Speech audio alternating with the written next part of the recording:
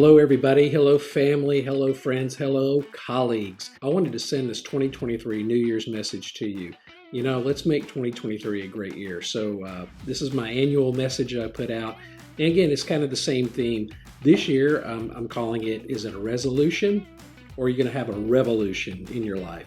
And I think that's really important. So again, 2022 is almost done. It's almost in the can. 2023 is loading. It's almost here. I don't know about you. I want a much better 2023 than 2022, especially looking back at the last 2 or 3 years that we've had. Man, we need a break, right? We need a really great year. So I'm going to give you some points, some things to think about to make 2023 the best year ever. All right, let's jump in. So most of us are making New Year's resolutions. It's anything from, losing weight to, getting in shape to paying off the house, paying off the car, getting a new job, whatever that might be. According to Merriam-Webster, a resolution is the act or process of resolving, such as the act of analyzing complex notion, the act of determining, the act of answering. So really a resolution is, hey, this is something I'm going to state, I'm going to do, okay? But here's the thing. There's 2 pains in life. Okay, this is a quote from one of my favorite inspirational motivational speakers, Jim Rohn. He's deceased, but he was known as the Herbalife guy, but basically he has a lot of good information. But the favorite quote that I have is, discipline weighs ounces and regret weighs tons. Now, as you're making your resolutions, think about a year from now. Are you going to look back and go, yes, I accomplished something, or are you going to have regret? Because believe me, most of us, if we look back to January of 2022 and think of all the things that we wanted to get done that didn't happen, man, that regret weighs tons, doesn't it? So I'm going to give you a couple things to think about. So according to studies, January 17th is the day that most people will abandon any resolution that they make. Whether, again, it's eating better, exercise, let's start looking for a new job, whatever it might be. By January 17th, they're done. They're just back to business as usual. And then you have another disappointing year and you wonder why, okay? So with that, let's make it a revolution instead of a resolution. So what is a revolution? A revolution is a sudden radical change. Think about the American Revolution. We went from being a colony to a country. So what I'm saying is, in order for you to change, to have a better year, you have to have a radical, sudden, and complete change in whatever it is you want to do for 2023. So let's make it a New Year's revolution, all right?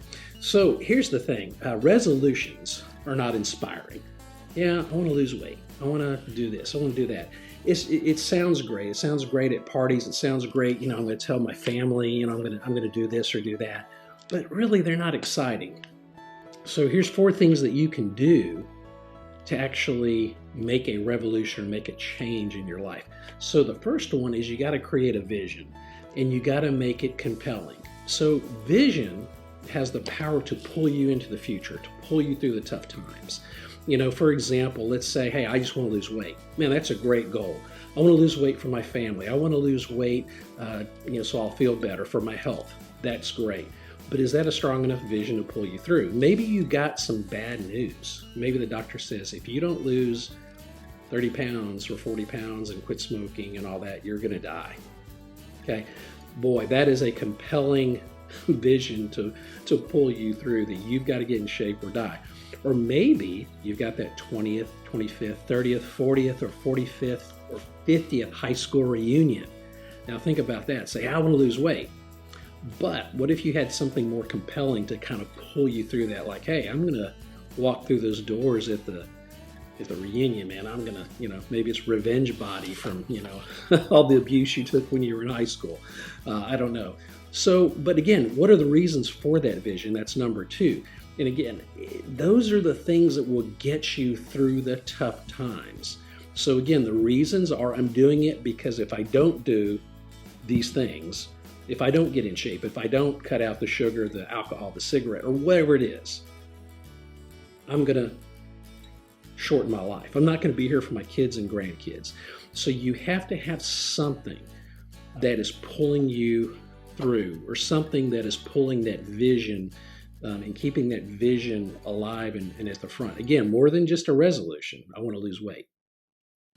You need something that's going to anchor you and go, I've got to do this every day. So every time you're thinking about picking up that bowl of ice cream or that fried food or that fast food, I'm doing this for a higher purpose. I'm doing this for a bigger picture, for a longer term goal. All right, does that make sense? I hope so.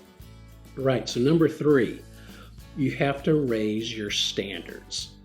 Goals are nice, but like resolutions, they're not always met. I have a goal, you have sales goals in business.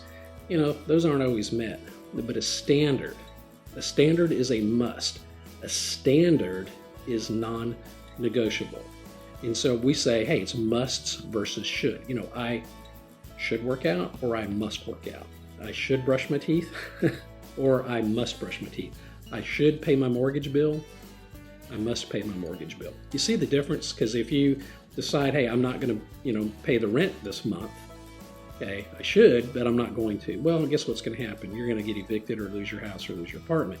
But if it's a must, it becomes a priority, all right? So we're talking musts versus shoulds. An example of that is, your standards sometimes are what we call limiting beliefs because you've just grown up with these standards that have kept you at a certain level, and it's not allowing you to grow. So in the picture here, you see the elephant. Now, obviously, that giant elephant can easily snap that rope or that chain that's got him tied to that post, right? But here's the thing. That elephant is a circus elephant. And since he was a baby, he was chained to that pole by rope or whatever. And he could not break it as a baby, but he didn't know that. So he grew up with that belief that he could not break that rope. He could not break that chain. So that kept him standing there by that pole his whole life. How about if you could break that chain, break that rope, destroy that limiting belief that's keeping you from achieving your goals or your things or your vision that you want to accomplish for 2023. All right. So number 4, you have to create rituals which support your standards. Okay, so you're raising your standards. So now what are the rituals? Okay, I want to have, my standard is I want to have great teeth. Okay, well, your ritual is I'm brushing my teeth and flossing every day. So rituals are actions that you do consistently. Rituals are musts. And again, those of you who know me personally or follow me on my Facebook or my personal social media, you know what I do almost every morning or every day. I either go to the gym or go to a workout. And again, I put it on Facebook not to brag, but I put it on there as a reminder to myself, because if you're on Facebook, you get what's called memories. Memories pop back from the however long you've been Facebook. It's a reminder that I have to still work out. I still have to go exercise, okay? So rituals are musts. So who's this guy right here? Do you know who this guy is? Yeah, that's Michael Jordan, probably one of the greatest basketball players that in modern times, at least my generation. But everyone knows who Michael Jordan is. So Michael Jordan was asked, Michael, what sets you apart? Is it God-given talent, ability, skill? What is it? So Michael Jordan, he answered, he said, I have a lot of talent, a lot of God-given talent, a lot of skill. I worked really hard, he shared. But really, it's my standards. Every day, I demand more from myself than anybody else could humanly expect. I'm not competing with someone else. I'm competing with what I'm capable of. Wow, that's powerful. So, one of the greatest basketball players, he's not worried about, Larry Bird or whoever he was playing against. He was competing against himself. Right. So, again, 5 things just to leave you with. Number 1, you got to change the inner game. What does that mean? That means you got to change your mindset, the way you think. Maybe you got to start hanging out with some different people. Maybe you got to read some books. But you got to start thinking different if you're going to change. And this is a John Maxwell. Again, he's a leadership guru. If you know him, my friend and mentor, John Maxwell. But basically, John Maxwell says, you look back every 6 months. If you haven't changed, you're not growing. So personal growth is part of that. So you have to change the inner game, change the mindset, do something different. Again, make it a revolution. Number 2, what's the vision? What do you want? Write it down now. What do you want for 2023? You want to write it down. You want to write it down every day. You want to post it somewhere to keep that constant reminder of what you want for 2023. Might be, hey, I want to improve family relationships. I want to take that vacation this year. What are the things you need to do? What are the rituals? What are the musts? What is the standard you need to set to see that vision come through for 2023? Number 3, what do you want to change? So write that down. What do I want to change in my life? I want to, again, get in shape. I want to eat better. Write it down. Make it a standard. Make it a ritual. So you want to, number 4, set the standards for what you want to change. Once those standards are set, those become musts. You don't change them. And number 5, they develop rituals. And you want to start immediately. Again, about 5 years ago, I was at a Christmas party and I saw pictures of myself and I thought, man, I look terrible. Not only was I overweight, my skin, I looked gray. I was stressed. I was just in a job I absolutely just didn't like. And I thought, I got to make a change. And cold turkey, I started eating better, started going to the gym. I lost about 40 or 50 pounds. Now I've gained some weight back, but it's, because it's muscle mass, it's not fat anymore. But the point is, I changed up here. I changed my inner game. My vision was to do something different, right? Do something for myself, do my own business perhaps, or find a new job where I could really be successful, really be appreciated, where people would, say, hey, we're so glad you're here. So in other words, where you're celebrated, not tolerated, right? And I wrote it down. I said, here's my schedule. This is my workout schedule. This is what I'm going to do. And I put it on Facebook to hold myself accountable. Okay, so my standard was I was going to work out at least 5 days a week, at least. A lot of times I ended up doing 6 days a week.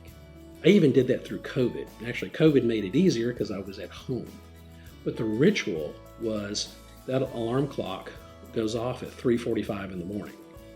Wow, I know a lot of you go, he's crazy. Okay, all right, I get up early, but I go to bed early. So I got to get my 8 hours sleep. When that alarm clock gets up, that is a non-negotiable. I don't hit snooze. I don't go, I don't feel like going in. Because I know once I go, I'll feel better.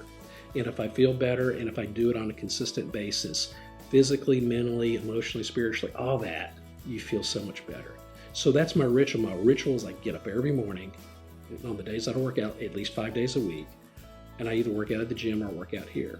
Okay, so that is my ritual. So start doing that immediately. Hey, bottom line is, everyone, don't waste another year. Don't let another year go by with a lot of regrets. Remember the quote from Jim Rohn that I talked about earlier.